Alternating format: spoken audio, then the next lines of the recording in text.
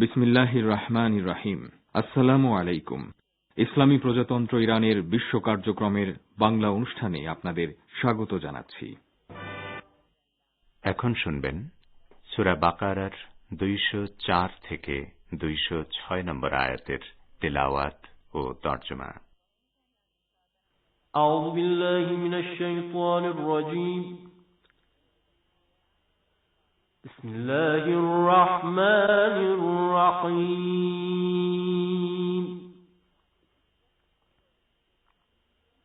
ওয়া মিনান নাসি মান يعجبك قوله في الحياة الدنيا ويشهد الله على ما في قلبه ويشهد الله على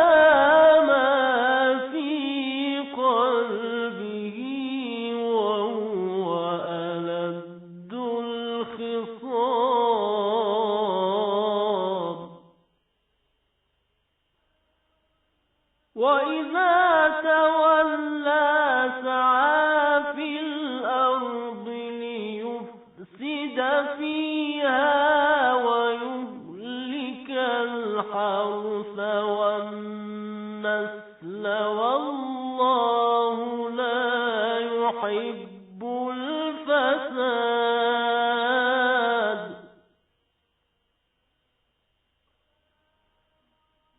وَإِذا تولى سعى في الأرض ليفسد فيها ويهلك الحرث والنسل والله لا يحب الفساد وإذا قيل له اتق الله أخذته العزة بالإثم فحسبه جهنم ولبئس المهاد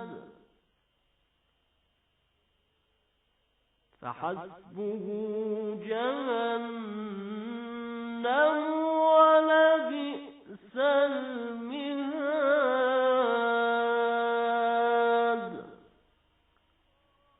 صدق الله العلي العظيم বিসমিল্লাহির রহমানির রহিম। মানুষের মধ্যে এমন লোক আছে পার্থিব জীবনে যার কথা তোমার কাছে বড়ই চমৎকার মনে হয় এবং নিজের সদিচ্ছার ব্যাপারে সে বারবার আল্লাহকে সাক্ষী মানে, কিন্তু আসলে সে সত্যের নিকৃষ্টতম শত্রু। যখন সে কর্তৃত্ব লাভ করে, পৃথিবীতে তার সমস্ত প্রচেষ্টার সাধনা নিয়োজিত করে বিপর্যয় সৃষ্টি এবং শস্যক্ষেত ও মানব বংশ ধ্বংস করার কাজে, অথচ আল্লাহ বিপর্যয় মোটেই পছন্দ করেন না। আর যখন তাকে বলা হয় আল্লাহকে ভয় করো, তখন তার আত্মাভিমান তাকে পাপের পথে প্রতিষ্ঠিত করে দেয়। এই ধরনের লোকের জন্য জাহান্নামে যথেষ্ট এবং সেটি নিকৃষ্টতম আবাস। সাদাকাল্লাহুল আলিয়্যুল আযীম। শ্রোতা বন্ধুরা, অর্থসহ পবিত্র কোরআনের তিলাওয়াত শুনলেন। আজ বুধবার 1 সেপ্টেম্বর, 17 ভাদ্র এবং ফার্সি 10 শাহরিভার। রেডিও তেহরানের সান্ধ্য অধিবেশনের বাংলা অনুষ্ঠানে আপনাদের সবাইকে স্বাগত জানাচ্ছি। আমি গাজী আব্দুর রশিদ। এই অনুষ্ঠান প্রচারিত হচ্ছে বাংলাদেশ ও ভারতে শর্টওয়েভ 25 মিটার ব্যান্ডে 11,600 কিলোহার্টজে এবং সৌদি আরবে শোনা যাবে শর্টওয়েভ 31 মিটার ব্যান্ডে 9,870 কিলোহার্টজে। ইন্টারনেটে আমাদের অনুষ্ঠান শোনার ঠিকানা parstoday.com/bn। ফেসবুকে সরাসরি শুনতে পাবেন এই ঠিকানায় facebook.com/Radio Tehran BN। এবারে আজকের অনুষ্ঠান সূচি জানিয়ে দিচ্ছি। শুরুতেই শুনবেন বিশ্বের সর্বশেষ খবরাখবর নিয়ে সরাসরি বিশ্ব সংবাদ। এরপর থাকবে সংবাদ বিশ্লেষণমূলক প্রাত্যহিক আয়োজন দৃষ্টিপাত। আজকে দৃষ্টিপাতে থাকছে যথারীতি দুটি প্রতিবেদন। আফগানিস্তান বিষয়ে মার্কিন প্রেসিডেন্ট জো বাইডেনের ভাষণে পররাষ্ট্রনীতিতে পরিবর্তনের আভাস পাওয়া যাচ্ছে, এ সম্পর্কে আমাদের ভাষ্যকারের একটি পর্যালোচনা শুনবেন দৃষ্টিপাতের শুরুতেই। এবং উৎকণ্ঠা, উদ্বেগ আর মৃত্যুভয় পার করে অবশেষে কাবুলে আটকে পড়া 6 বাংলাদেশি প্রকৌশলী আজ দেশে ফিরেছেন। তাদের প্রতিক্রিয়া সহ এ সম্পর্কে রয়েছে এখন ঢাকা থেকে আমাদের বিশেষ প্রতিনিধি আব্দুর রহমান খানের প্রতিবেদন। এরপর থাকবে স্বাস্থ্য কথা, তারপর কথাবার্তা এবং প্রান্তিক আয়োজনে থাকবে ধারাবাহিক অনুষ্ঠান কোরআনের আলো। সবশেষে সংক্ষিপ্ত সংবাদ। তো সবকিছুর আগে শোনা যাক এখনকার মতো সর্বশেষ বিশ্ব সংবাদ।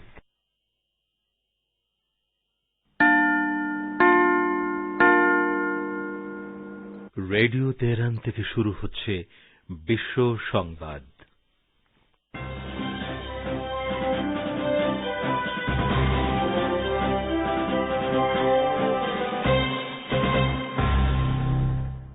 শুরুতেই সংবাদ শিরোনাম।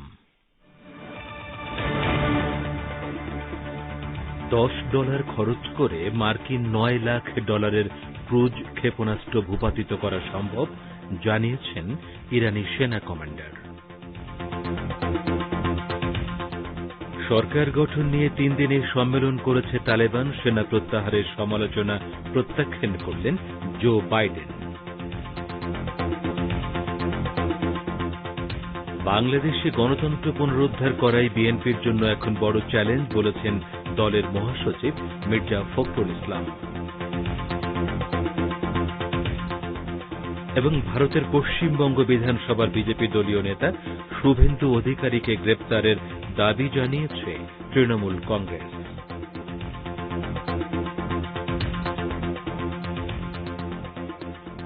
আসসালামু আলাইকুম। এতক্ষণ গুরুত্বপূর্ণ সংবাদ শিরোনাম শুনলেন। এবারে বিস্তারিত বিশ্ব সংবাদে আপনাদের স্বাগত জানাচ্ছি। আমি গাজী আব্দুর রশিদ। ইসলামী প্রজাতন্ত্র ইরানের খাতামুল আম্বিয়া বিমান প্রতিরক্ষা ঘাঁটির উপপ্রধান ফার্স্ট ব্রিগেডিয়ার জেনারেল মেহেদি সাকাফি ফার্দ বলেছেন, আমেরিকার $9 লাখ ক্রুজ ক্ষেপণাস্ত্রকে ইরানের আকাশ প্রতিরক্ষা ব্যবস্থা মাত্র $10 খরচ করে ভূপাতিত করতে পারে। সাম্প্রতিক বছরগুলোতে ইরানের আকাশ প্রতিরক্ষা বাহিনী যে গুরুত্বপূর্ণ উন্নতি লাভ করেছে তারও প্রশংসা করেন তিনি। জেনারেল সাকাফি ফার্দ বলেন, তার দেশ হচ্ছে ডাইরেক্টেড এনার্জি প্রযুক্তির অগ্রপথিক এবং ইরানের আকাশ সীমায় শত্রুর ক্ষুদ্র কোনো যান প্রবেশ করলেও ইরান তাকে লক্ষ্যবস্তুতে পরিণত করতে পারে। ইরানের একটি বার্তা সংস্থাকে আজ দেয়া এক সাক্ষাৎকারে জেনারেল মেহেদি সাকাফি ফার্দ আরও বলেন, তার দেশের আকাশ প্রতিরক্ষা বাহিনী স্বয়ং সম্পূর্ণতা অর্জন করেছে এবং পশ্চিমা নিষেধাজ্ঞাকে অকার্যকর করে দিয়েছে। তিনি বলেন, 1979 সালে ইসলামী বিপ্লব সফল হওয়ার আগে পশ্চিমাদের সরবরাহ করা কিছু উপকরণ দিয়ে মাত্র 380 কিলোমিটার দূরের উড়ন্ত বস্তুকে শনাক্ত করতে পারত, কিন্তু এখন ইরানের আকাশ প্রতিরক্ষা ইউনিট যে রাডার ব্যবহার করে তার মাধ্যমে 800 কিলোমিটার ব্যাসার্ধের মধ্যকার বস্তু চিহ্নিত করা যায়। শুধু তাই নয়, ইরান এখন এমন আকাশ প্রতিরক্ষা ব্যবস্থা তৈরি করতে যাচ্ছে যা 3000 কিলোমিটার দূরের লক্ষ্যবস্তুকে শনাক্ত এবং প্রতিহত করতে পারবে। জেনারেল সাকাফি ফার্দ আরও জানান, ইসলামী বিপ্লবের আগের তুলনায় ইরান তার রাডার প্ল্যাটফর্মকে 400 গুণ বাড়িয়েছে। আফগানিস্তানে তালেবানের প্রভাবশালী নেতাদের নিয়ে সম্মেলন করেছেন এই গোষ্ঠীর প্রধান নেতা মোল্লা হেবায়তুল্লাহ আখুনজাদে। তার সভাপতিত্বে 3 দিন ধরে সম্মেলন অনুষ্ঠিত হয়। তালেবানের মুখপাত্র জাবিউল্লাহ মুজাহিদ আজ বলেছেন, প্রধান নেতার সভাপতিত্বে কান্দাহারে গত শনিবার সম্মেলন শুরু হয়েছে এবং সোমবার শেষ হবে। এই সম্মেলনে সরকার গঠন নিয়ে আলোচনা হয়েছে। গত শনিবার সম্মেলন শুরু হয়ে শেষ হয় সোমবারে। এই সম্মেলনে সরকার গঠন নিয়ে আলোচনা হয়েছে। মন্ত্রিসভার নানা দিক নিয়ে কথা হয়েছে। মুজাহিদ আরও বলেন, আফগানিস্তানের রাজনীতি, নিরাপত্তা ও সামাজিক বিষয়াদি নিয়ে বৈঠকে উপস্থিত নেতারা আলোচনা করেছেন। দেশে প্রশাসনিক শৃঙ্খলা প্রতিষ্ঠা এবং স্বচ্ছতা নিশ্চিত করার উপর জোর দেওয়া হয়েছে। তালেবানের মুখপাত্র জবিউল্লাহ মুজাহিদ এর আগে বলেছিলেন, হেবায়তুল্লাহ আফগানিস্তানেই আছেন এবং শীঘ্রই প্রকাশ্য সমাবেশে আসবেন। 2016 সালে মার্কিন বিমান হামলায় তালেবানের তৎকালীন প্রধান মোল্লা আখতার মনসুর নিহত হওয়ার পর এই গোষ্ঠীর প্রধান হিসেবে দায়িত্ব গ্রহণ করেন মোল্লা হেবায়তুল্লাহ আখুনজাদে। আফগানিস্তান থেকে মার্কিন সেনা প্রত্যাহারের পর বহুল আলোচিত কাবুল আন্তর্জাতিক বিমানবন্দরের নিয়ন্ত্রণ গ্রহণ করেছে তালেবান যোদ্ধারা। সামরিক পোশাক এবং আধুনিক অস্ত্রে সজ্জিত হয়ে তালেবান যোদ্ধারা এখন বিমানবন্দরের নিরাপত্তা দিচ্ছে। মার্কিন সেনা প্রত্যাহারের পর কাবুল বিমানবন্দরের টারমাকে দাঁড়িয়েই তালেবান নেতারা বিজয় ঘোষণা করেন। মার্কিন সেনা প্রত্যাহার শুরুর পর গত 15 আগস্ট রাজধানী কাবুল দখল করে নেয় তালেবান। মার্কিন সেনাদের পাশাপাশি হাজার হাজার মানুষ আফগানিস্তান ছাড়ার চেষ্টা করেন। বিশেষ করে গত 20 বছরে যেসব আফগান নাগরিক তালেবানের বিরুদ্ধে লড়াইয়ে মার্কিন সেনাদের সহযোগিতা করেছিলেন, জীবনের ভয়ে তারা সবাই দেশ ছেড়ে চলে যাওয়ার চেষ্টা করেন। এ অবস্থায় কাবুল বিমানবন্দরে দেখা দেয় ব্যাপক ভিড় এবং এই ভিড়ের মধ্যে কয়েক দফা গোলাগুলি ও বোমা হামলার ঘটনা ঘটে।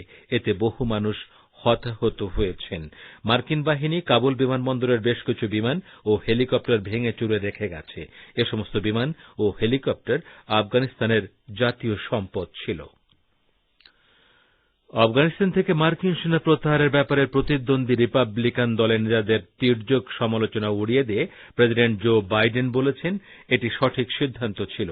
আমি কোনো মতেই যুদ্ধ দীর্ঘায়িত করব না।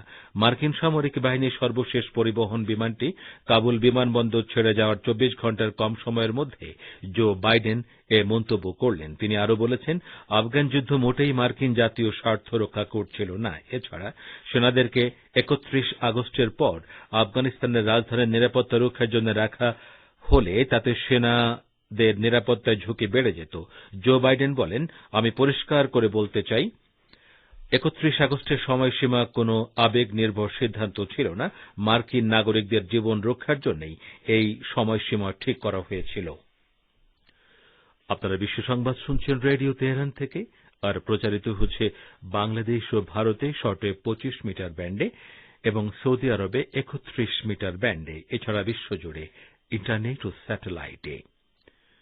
বাংলাদেশের প্রধান বিরোধী দল বিএনপির 43তম প্রতিষ্ঠাবার্ষিকী উপলক্ষে দলটির মহাসচিব বলেছেন, দেশে গণতন্ত্র পুনরুদ্ধার করাই বিএনপির জন্য এখন বড় চ্যালেঞ্জ। এ সম্পর্কে আরো জানাচ্ছেন ঢাকা থেকে আমাদের বিশেষ প্রতিনিধি আব্দুর রহমান খান। বাংলাদেশের প্রধান বিরোধী দল বিএনপির 43তম প্রতিষ্ঠাবার্ষিকী উপলক্ষে দলটির মহাসচিব মির্জা ফখরুল ইসলাম আলমগীর আজ বলেছেন, দেশে গণতন্ত্র পুনরুদ্ধার করাই বিএনপির জন্য এখন বড় চ্যালেঞ্জ। আজ বুধবার চন্দ্রিমা উদ্যানে দলের প্রতিষ্ঠাতা শহীদ প্রেসিডেন্ট জিয়াউর রহমানের মাজারে শ্রদ্ধা নিবেদন শেষে মির্জা ফখরুল সাংবাদিকদের নিকট এমন মন্তব্য করেন। তিনি বলেন, আজকে জনগণ ভোটের অধিকার থেকে বঞ্চিত হচ্ছে। দেশে নির্বাচন হয় না, পুরো প্রশাসনকে, বিচার বিভাগকে দলীয়করণ করা হয়েছে। সার্বিক অর্থে ছদ্মবেশী একটি একদলীয় শাসন ব্যবস্থা দেশে প্রতিষ্ঠা করা হয়েছে। তিনি বলেন, জিয়াউর রহমানের কবর এবং তার লাশ নিয়ে যারা মিথ্যাচার করে তাদের বিষয়ে কথা বলতে আমাদের রুচিতে বাধে। এটা জাতির দুর্ভাগ্য, স্বাধীনতার ঘোষক জিয়াউর রহমানের বিরুদ্ধে এসব কথা বলা হয়। আমরা খুব পরিষ্কার ভাষায় বলতে চাই, শহীদ প্রেসিডেন্ট জিয়াউর রহমান জাতির সাথে অবিচ্ছেদ্যভাবে জড়িত, সুতরাং তাকে বাদ দিয়ে বাংলাদেশের অস্তিত্ব চিন্তা করা যায় না। উল্লেখ্য, আজ বিকেলে জাতীয় সংসদের অধিবেশনকে কেন্দ্র করে সকাল থেকে চন্দ্রিমা উদ্যানে ব্যাপক পুলিশ মোতায়েন করা হয়। এই অবস্থায় সকাল 10:40 চন্দ্রিমা উদ্যানে প্রবেশ পথ দিয়ে বিএনপির মহাসচিব মির্জা ফখরুল ইসলাম আলমগীর, স্থায়ী কমিটির সদস্য মির্জা আব্বাস সহ 10-12 জন নেতা পায়ে হেঁটে জিয়াউর রহমানের সমাধিস্থলে আসেন। এ সময় বিএনপি মহাসচিব মির্জা ফখরুল বলেন, পুলিশ আগেই জানিয়ে দিয়েছে আজকে 30 জনের বেশি আসা যাবে না। এভাবে তারা আমাদেরকে মাজারে প্রবেশে বাধার সৃষ্টি করেছে। Abdur Rahman Khan, radio Tehran, Dhaka. বলছিলেন ঢাকা থেকে আমাদের সংবাদদাতা। বাংলাদেশে গত সপ্তাহে করোনায় মৃতের সংখ্যা তার আগের সপ্তাহের চেয়ে 398 জন বা 41% কমেছে। দেশে গত সপ্তাহে 682 জন মানুষ করোনায় আক্রান্ত হয়ে মারা গেছেন। প্রতিটি প্রাণ মূল্যবান, তারপরও বলবো এটাই স্বস্তিদায়ক পরিসংখ্যান। আজ স্বাস্থ্য অধিদপ্তর আয়োজিত কোভিড-19 পরিস্থিতি নিয়ে আয়োজিত ভার্চুয়াল বুলেটিনে এসব কথা বলেছেন অধিদপ্তরের মুখপাত্র অধ্যাপক ডাক্তার নাজমুল ইসলাম। ভারতের পশ্চিমবঙ্গ বিধানসভার বিজেপি দলীয় নেতা শুভেন্দু অধিকারীকে গ্রেপ্তার করার দাবি জানিয়েছেন তৃণমূলের সাধারণ সম্পাদক ও মুখপাত্র কুণাল ঘোষ। এ সম্পর্কে আরো জানাচ্ছেন কলকাতা থেকে আমাদের প্রতিনিধি। ভারতের পশ্চিমবঙ্গ বিধানসভার বিরোধী দলনেতা ও বিজেপি নেতা শুভেন্দু অধিকারীকে গ্রেপ্তার করার দাবি জানিয়েছেন তৃণমূলের সাধারণ সম্পাদক ও মুখপাত্র কুণাল ঘোষ। তিনি আজ বুধবার কলকাতায় এক সংবাদ সম্মেলনে ওই দাবি জানান। নারদা আর্থিক দুর্নীতি মামলায় আজ বিশেষ আদালতে এনফোর্সমেন্ট ডিরেক্টরেট বা ইডি অভিযুক্ত তৃণমূল নেতাদের বিরুদ্ধে চার্জশিট জমা দেওয়ায় তৃণমূল নেতা কুণাল ঘোষ ওই মন্তব্য করেন। এ সম্পর্কে কুণাল ঘোষ বলেন,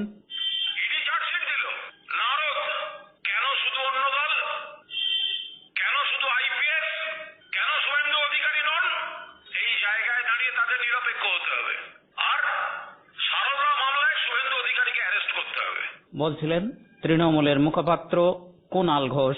নারদা আর্থিক দুর্নীতি মামলায় আজ বিশেষ আদালতে এনফোর্সমেন্ট ডিরেক্টরেট চার্জশিট জমা দিয়েছে।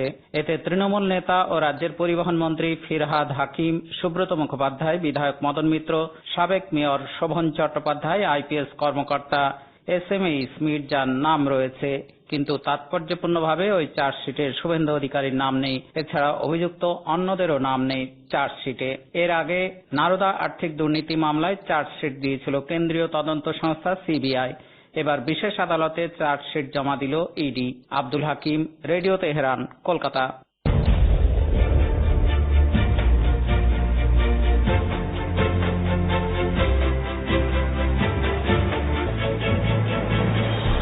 রেডিও তেহরান, খবরের সঙ্গে 24 ঘন্টা। ভিজিট করুন আমাদের ওয়েব পেজ firsttoday.com/bn।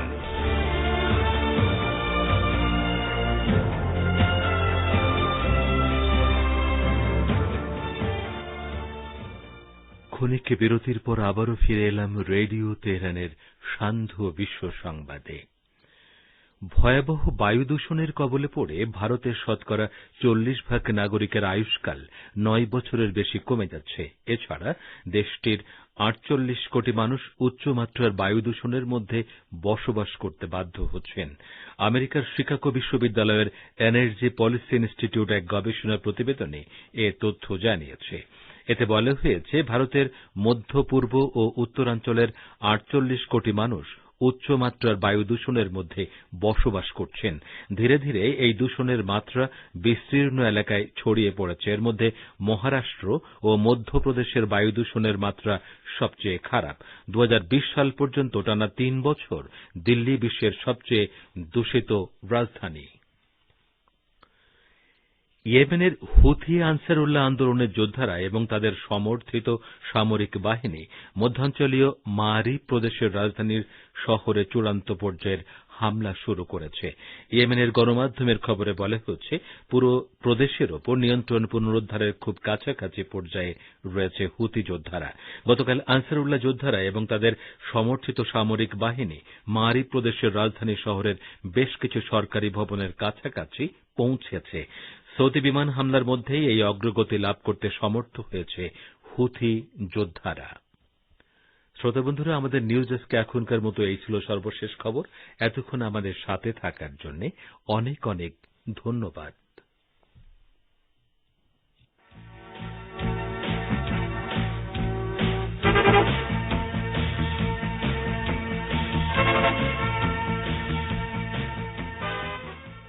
বিশ্ব সংবাদ শুনলেন রেডিও তেহরান থেকে।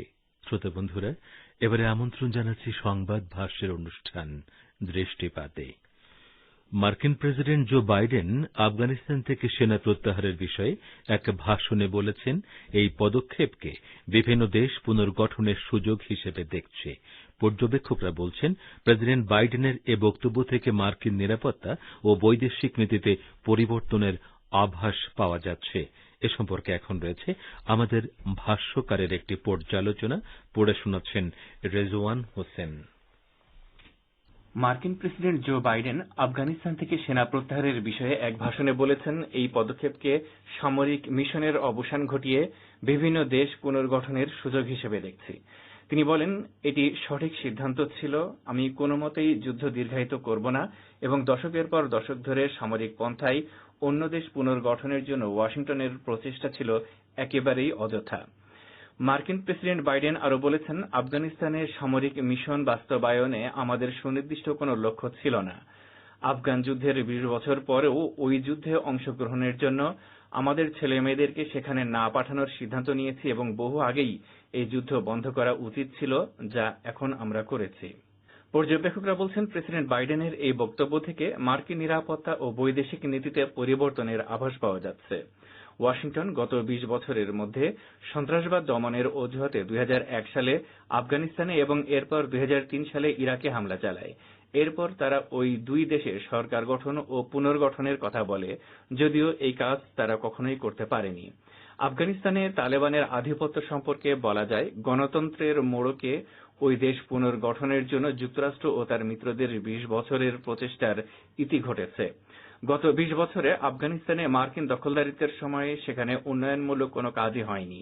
জার্মানির পররাষ্ট্রমন্ত্রী হাইকো মাস আফগানিস্তানের পাশ্চাত্যের ব্যর্থতাকে অনেক বড় শিক্ষা হিসেবে উল্লেখ করে বলেছেন, আফগানিস্তানের ঘটনায় আমাদেরকে এই শিক্ষা নিতে হবে যে সামরিক হস্তক্ষেপ করেও ওই দেশটিতে কোনো সাফল্য আসেনি। অনেকের মতে আফগানিস্তানের পুনর্গঠনে তাদের ব্যর্থতা এবং বিভিন্ন দেশে সামরিক হস্তক্ষেপমূলক নীতির ব্যর্থতার কথা স্বীকার করে প্রেসিডেন্ট বাইডেনের দেয়া বক্তব্য থেকে বোঝা যায়, আন্তর্জাতিক অঙ্গনে তাদের শক্তি ও প্রভাব ক্রমেই দুর্বল হয়ে আসছে। বর্তমানে তাদের অর্থনৈতিক, রাজনৈতিক ও সামরিক ক্ষেত্রে অবনতির আলামত লক্ষ্য করা যাচ্ছে। সাবেক প্রেসিডেন্ট ডোনাল্ড ট্রাম্পের শাসনকাল থেকে তাদের পতনের আলামত স্পষ্ট হয়ে উঠেছে এবং তার আমলেই যুক্তরাষ্ট্র বিশ্বঙ্গনে কোণঠাসা হয়ে পড়ে। শেষ পর্যন্ত বর্তমান মার্কিন প্রশাসন অত্যন্ত লজ্জাজনকভাবে আফগানিস্তান থেকে সরে আসতে বাধ্য হয়েছে।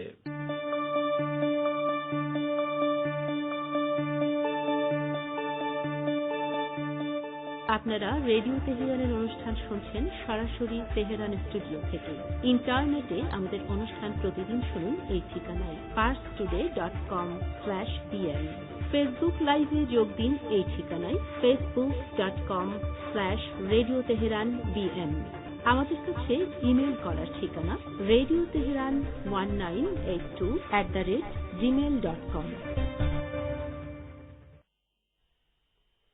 ফিরে আসছে দৃষ্টিপথে। উৎকণ্ঠা, উদ্বেগ আর মৃত্যু ভয় পার করে অবশেষে কাবুলে আটকে পড়া 6 বাংলাদেশি প্রকৌশলী আজ দেশে ফিরেছেন। এ সম্পর্কে এবারে শুনুন ঢাকা থেকে আমাদের বিশেষ প্রতিনিধির পাঠানো প্রতিবেদন। উৎকণ্ঠা, উদ্বেগ আর মৃত্যু ভয় পার করে অবশেষে কাবুলে আটকে পড়া 6 বাংলাদেশি প্রকৌশলী দেশে ফিরেছেন। গত রাত 11:30টার দিকে এমিরেটস এয়ারলাইন্সের একটি ফ্লাইটে দোহা থেকে দুবাই হয়ে হযরত শাহজালাল আন্তর্জাতিক বিমানবন্দরে পৌঁছান তারা। আফগানিস্তানের রাজধানী কাবুলে মোবাইল ফোন অপারেটর আফগান ওয়্যারলেসের প্রকৌশলী হিসেবে কর্মরত ছিলেন।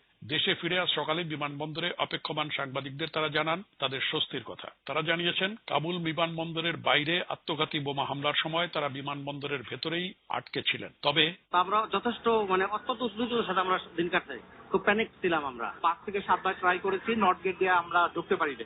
আমরা ওই প্লেস থেকে যাওয়ার ঠিক 30 মিনিট পরে ওই গেটে যাওয়ার কাছাকাছি যাওয়ার পরে আমরা শুনতে পারি যে নর্থ গেটে আর কি ব্লাস্ট হয়েছে। ওরা আমাদের রিলোকেট করে ফেলছিল 1 ঘন্টা আগে। তো আমরা জানি না কেন রিলোকেট করছে, একটা গেট থেকে আরেকটা গেটে নিয়ে গেছিল। আর এই ইনফরমেশনটা, ইন্টেলিজেন্সটা আসলে 3-4 দিন ধরে ইউএস বলতেছিল যেরকম একটা ঘটনা ঘটবে। তো আমরা বেঁচে গেছি আর কি। আমাদের কোনো সমস্যা ছিল না। আমাদের যে সংস্থা আমাদের জন্য অনেক সুব্যবস্থা করছিল। উল্লেখ্য, এই 6 প্রকৌশলীর গত 16 আগস্ট দেশে ফেরার কথা ছিল, কিন্তু 15 আগস্ট তালেবান আফগানিস্তানের কাবুল দখল করার পর তাদের ফ্লাইট বাতিল হয়ে যায়। পরে 26 আগস্ট তাদেরকে কাবুল থেকে ঢাকায় ফেরত আনার চেষ্টা করা হয়, কিন্তু সেদিন কাবুল বিমানবন্দরে 2টি বোমা বিস্ফোরণে তাদের দেশে ফেরা অনিশ্চিত হয়ে পড়ে।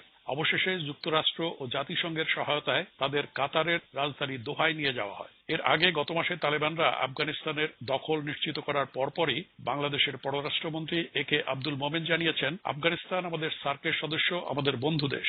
আমরা তাদের উন্নয়ন চাই। জনগণের সরকার হলে আমরা যে কোনো সরকারকে মেনে নেব। কিছু বাংলাদেশি তালেবানদের সঙ্গে যুদ্ধে যোগ দিতে আফগানিস্তান গেছে। পুলিশের পক্ষ থেকে এমন বক্তব্যের বিষয়ে পররাষ্ট্রমন্ত্রী বলেছেন, তারা তালেবান না, আমাদের দেশে কিছু লোক ছিল যারা আফগানিস্তানে জঙ্গি প্রশিক্ষণ নিয়েছিল। আমরা ইতিমধ্যে তাদের উচ্ছেদ করেছি। এখন আমাদের দেশে এমন জঙ্গি নেই। উল্লেখ করে পররাষ্ট্রমন্ত্রী বলেন, আমরা আশা করি এখানে আর এ ধরনের জঙ্গি তৈরি হবে না।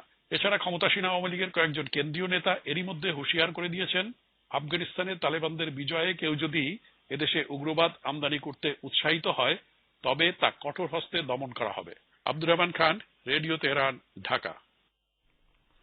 প্রতিবেদনটি শুনলেন, আর এরই সঙ্গে শেষ হল সংবাদ ভাষ্যের অনুষ্ঠান দৃষ্টিপাত। আপনারা এই অনুষ্ঠান শুনছেন রেডিও তেহরান থেকে।